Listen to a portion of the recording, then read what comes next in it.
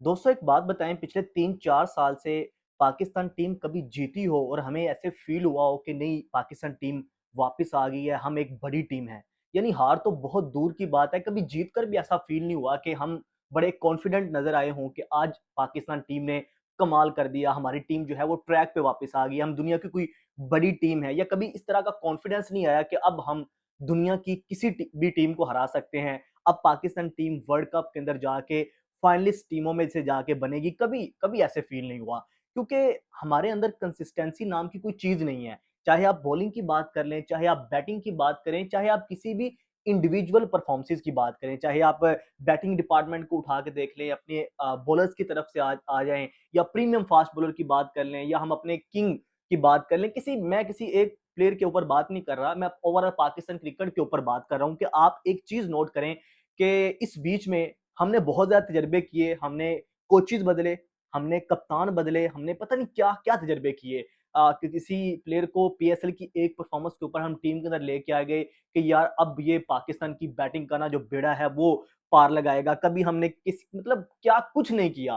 कभी टी20 प्लेयर को हमने टेस्ट के अंदर डाल दिया, कभी टेस्ट प्लेयर को उठा के हमने टी20 का कप्तान लगा दिया। पता नहीं क्या-क्या किया, लेकिन आज भी पाकिस्तान टीम की परफ़ॉर्मेंस वहीं की वहीं खड़ी है। एक मैच हम जीतते हैं तो उस दिन भी मैं भी हैरान होता हूँ, पूरी दुनिया भी हैरान होती है, लेकिन कुछ हमारे लोग हैं जो एक चीज़ के ऊपर, एक छोटी-सी परफ़ॉर्मेंस के ऊपर या एक जीत के ऊपर हम बहुत ज़्यादा शोर मचा देते हैं कि पाकिस्तान ने या फलाँ बंदे ने कमाल कर दिया, ये कर दिया, वो कर दिया, लेकिन अगले ही मैच में हमें हमारी औकात वापिस पता चलती है। ये कोई बड़ी टीम नहीं है, यानी आप एक चीज़ का अंदाज़ा लगाएँ कि साउथ अफ्रीका की एक ऐसी टीम जिसके अंदर उनके कोई बड़े प्लेयर, कोई उनका यानी आप इसको सीबीडी टीम कह लें, ये ऐसे ही हो रहा है पिछले 5-4 साल से पाकिस्तान के अंदर कोई बड़ी टीम तो नहीं आ रही। लेकिन इसके बावजूद हम अपने घर पे डोमिनेट नहीं कर पा रहे। इसका जवाब कौन देगा हमें किसी को कुछ पता नहीं है। लेकिन एक चीज़ ज़रूर है कि जिस तरह का हम सिस्टम लेके चल रहे हैं, शायद इस सिस्टम से पाकिस्तान की क्रिकेट कभी भी बेहतर नहीं हो सकेगी। आज के मैच के हवाले से अगर बात की जाए, तो बहुत मायूस-कुन परफ़ॉर्मेंस, मतलब ऐसे लग रहा था कि जिस तरह से हमें लगा था कि यार ठीक है, वो भी अच्छा खेलेंगे, लेकिन हम इस तरह से वन साइडेड मुकाबले के बाद हारेंगे, ये मैंने भी नहीं सोचा था। ठीक है, ये कोई इस तरह का स्कोर भी नहीं था। हमने बैटिंग बुरी ज़रूर की, हमारे टॉप ऑर्डर की तरफ से कोई अच्छे रन्स नहीं आए, लेकिन उसके बाद सलमान लियाक़त नवाज़ की परफ़ॉर्मेंस से पाकिस्तान इतना सँभल ज़रूर गया था कि हम फ़ाइट कर सकते थे, हम अच्छा मुकाबला कर सकते थे और हमारे बॉलर्स को करना भी चाहिए था। लेकिन हमारे बॉलर्स को, जिसको लीड कप्तान हमारी टीम का जिसको लीड एक बॉलर कर रहा है, उसके बावजूद जो है वो हम इस मैच को बचाने में नाकाम रहे। अब सीरीज़ जो है वो 1-1 के ऊपर खड़ी हुई है। बहुत कुछ है इस मैच के ऊपर बात करने को, लेकिन 2-4 पॉइंट्स हैं। मैं मतलब बहुत सारे लोग आपको बताएँगे फलाँ होगा, इस वज़ह से हारे, फलाँ होगा, ड्यू थी, टॉस फैक्टर था, फलाँ था, लेकिन एक चीज़ आपको नोट करनी है कि जहाँ पे हम बहुत बड़ी मिस्टेक कर रहे हैं। सबसे इम्पोर्टेंट चीज़ आप बाबर आज़म के ऊपर बात करें,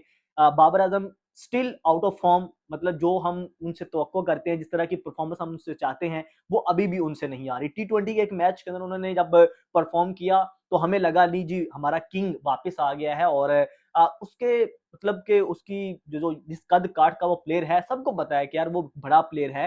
जिस तरह की उसने परफ़ॉर्मेंसेज़ पाकिस्तान के लिए दी हुई हैं, नो डाउट बड़ी हैं। लेकिन एक चीज़ मुझे ऐसे फ़ील हो रही है आज बाबर आज़म की ये हालत देखकर, क्योंकि कितने अरसे गुज़र गया, वनडे के अंदर बाबर आज़म की सेंचुरी नहीं आई, 2023 के अंदर लास्ट टाइम हम नेपाल के अगेंस्ट उन्होंने सेंचुरी की, उसके बाद अभी तक उनकी तरफ से सेंचुरी नहीं आई, जिससे आपको पता चल रहा होगा कि ऐसा अचानक क्या हुआ? आपको पता होगा पिछले 2-3 साल से पाकिस्तान के अंदर भी वो एक कीड़े ने जन्म लिया, मॉडर्न डे क्रिकेट वाले ने। सबने उसके ऊपर बात की, मैंने बात की, आप लोगों ने, सबने, हर बंदे ने बात की कि यार हमें मॉडर्न डे क्रिकेट अब खेलनी है, हमें इस तरह से खेलना है, हमें बॉल को अब फाड़ देना है। उस बीच में बाबर आज़म को टी20 से भी ड्रॉप किया गया, इस वजह से फिर बाबर आज़म को वापस भी लेके आया। बाबर आज़म की को कहा गया कि भैया आप नेट के अंदर जाएँ, स्पिन के ऊपर आप अपने जो है वो स्ट्राइक रेट को बेहतर करें। फिर बाबर आज़म ने भी जो है वो उसी तरह से बल्ले घुमाने शुरू कर दिए और आज कहीं न कहीं मेरी ज़ाती राय है, मुझे ये लग रहा है कि बाबर आज़म की आउट ऑफ फॉर्म होने की बहुत बड़ी वजह ये भी है कि बाबर आज़म की शायद स्ट्राइक रेट बेहतर करने के चक्कर में टी20 गेम जो मॉडर्न डे गेम है उसको डेवलप करने के चक्कर में शायद बाबर आज़म अपनी उस तकनीक को भूल गए हैं या उस स्टांस से नहीं खेल रहे जिससे बाबर आज़म ने अपना नाम इस जगह पे लेके आए। ये एक बहुत बड़ी वजह लग सकती है, हो रही है। मुझे लगता है कि बाबर आजम को प्रॉब्लम ये भी आ रही होगी, क्योंकि बाबर आजम को क्या कहते हैं कि यार form is temporary but class is permanent. तो क्लास तो उसके पास होनी चाहिए। बाबर आजम जो आउट ऑफ फॉर्म हो, लेकिन उसके अंदर वो चीज नजर आनी चाहिए कि यार वो बड़ा प्लेयर है।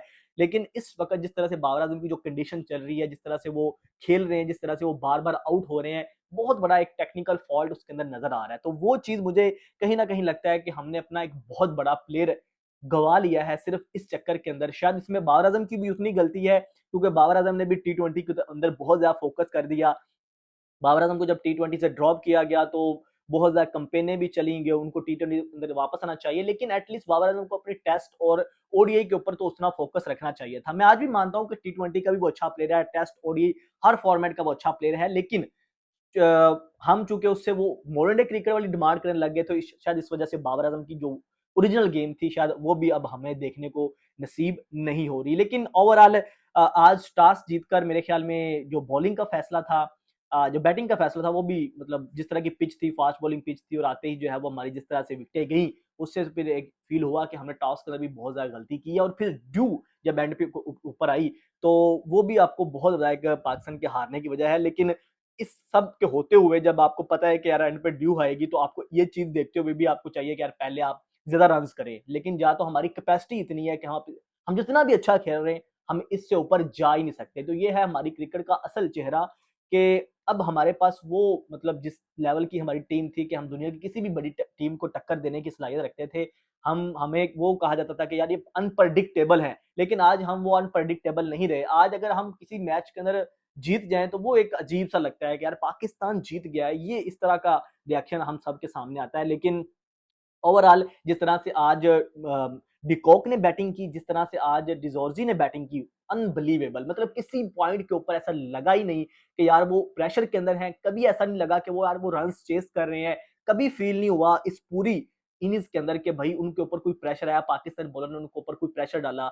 वसीम जूनियर ने बीच में अच्छा स्पेल जरूर किया, एक विकेट भी ली, लेकिन उसके अलावा जो उन्होंने पार्टनरशिप लगाई और उनका स्ट्राइक रेट आप जाके चेक करें, तो आपको पाकिस्तान और साउथ अफ्रीका की बैटिंग में एक जमीन आसमान का डिफरेंस नजर आएगा। पाकिस्तान के बाद देखें, पहले 74 बॉल्स में अगर आप नोट करें, तो हमने 105 डॉट बॉलें खेली हैं। इससे आपको दुनिया की क्रिकेट और पाकिस्तान की क्रिकेट में जमीन आसमान का फर्क नजर आएगा। और दूसरी तरफ आप कॉर्नर डिकॉक की आपने बैटिंग देखी, उस तरफ डिजोर्जी ने जिस तरह से बैटिंग की, 100 से ज्यादा स्ट्राइक रेट, 110-20 के स्ट्राइक रेट से वो खेल रहे थे। तो एक चेस करते हुए एक आप किसी की कंडीशन में जाके खेल रहे हैं और इस तरह से आप डोमिनेट करते हैं, तो इससे मतलब है कि आपकी स्किल्स में और उनकी स्किल्स में जमीन आसमान का डिफरेंस है। तो ये सारी ओवरऑल चीजें थी।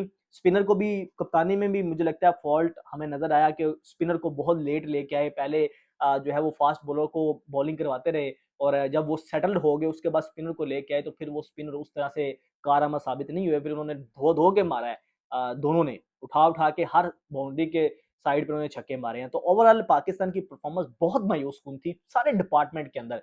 चाहे आप बैटिंग की बात करें, बॉलिंग की बात करें, फील्डिंग के अंदर हमने इतने चांसेस मिस किए हैं, जो कि इस तरह की अगर आपकी सिचुएशन हो, इतनी अच्छी पार्टनरशिप लगी हो, आपने स्कोर्स भी कम बनाए हो, विकेट नहीं गिर रही हो, तो फिर तो आपको इस तरह के चांस पकड़ने चाहिए। लेकिन फील्ड जहाँ पे 2-3 अच्छे मौके आए पाकिस्तान के पास कैच पकड़ने के, वो भी हमने टोटल ड्रॉप किए।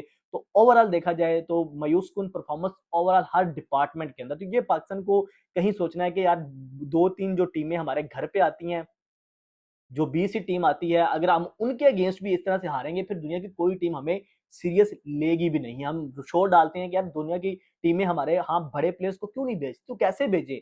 जब आप हराओ ना इनकी बी सी टीम को, आप क्लीन स्वीप करके भेजो, तो फिर अगली दफा जो है वो अपनी बड़ी टीम भेजेंगे। जब उनको पता है कि यार हम ये प्लेयर भेज के अपनी टीम डेवलप कर लेते हैं, हम अपना बैक जो अपनी स्ट्रेंथ है, बेंच स्ट्रेंथ वो तैयार कर लेते हैं, तो उनको क्या जरूरत पड़ी है कि वो अपने पाकिस्तान के अगेंस्ट अपनी बड़ी टीम को भेजें। वो अब तैयारी करते हैं, यार इसके बाद हमने ऑस्ट्रेलिया टूर करना है, वो तैयारी करते हैं कि इस बार के बाद हमने इंडिया का टूर करना है। तो ये उनका माइंडसेट बन गया हमारे अगेंस्ट। इसमें किसी की गलती नहीं है, हमारी अपनी गलती है, क्योंकि हम अपनी क्रिकेट को इस लेवल पे ले आए, इस स्टैंडर्ड के ऊपर हमारी आ चुकी है कि अब दुनिया की टीमें हमें सीरियस नहीं ले रही। तो ओवरऑल दोस्तों, आप लोगों की क्या राय है इस आज के मैच के हवाले से? सीरीज बराबर है, बड़ी मुश्किल लग रहा है कि अगले मैच में देखो क्या होता है। लेकिन आप लोगों की जो भी राय है कमेंट सेक्शन में जरूर बताइएगा।